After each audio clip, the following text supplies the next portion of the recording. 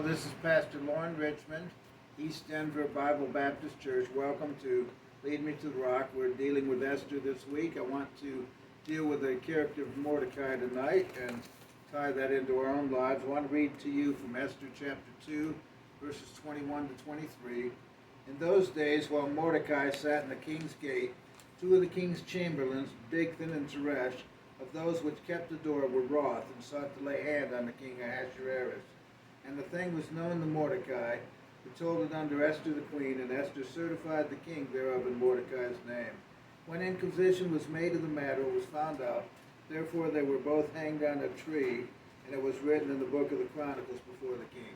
What is it like for us when we accomplish something, when we do some exploit and we don't get recognized for it? You know, the Bible talks about pride goeth before destruction and haughty spirit before fall. And oftentimes, if we've done something which we think is well, we think we should get some credit for it. We think people ought to acknowledge us. We want to make sure that it gets out there, that it's published, that it's let out abroad, and it's just the way that we are. We have that natural desire to have people proclaim and think well of us and so forth. Well, Mordecai did nothing when this thing happened, and he didn't get any credit. There were no big splash, nothing written in the paper, no honor came his way, and yet he chose to let God take care of things. And down the road there, we had a wicked man, Haman, and Haman was seeking to have the Jews destroyed, and Mordecai hanged on the gallows, and he was very upset about him, but God had a way of turning that thing around, and just at the right time, when Mordecai had this plan, the king couldn't sleep, and so he got up in the middle of the night and he started reading through the Chronicles. He found a record of what Mordecai had done, and he went to Haman and he said, "What should be done to the person whom the king desires to honor?"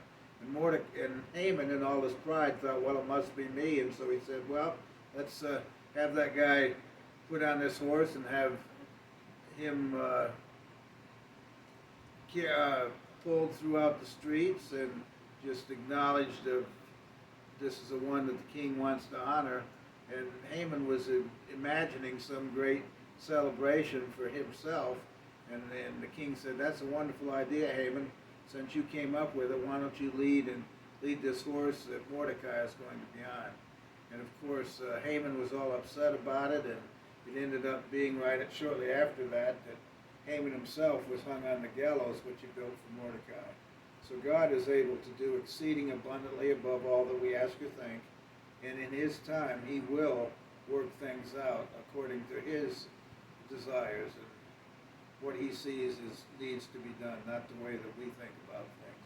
So I trust that we will allow God to work in us, both the will and the do of His good pleasure. God bless you, and have a wonderful night.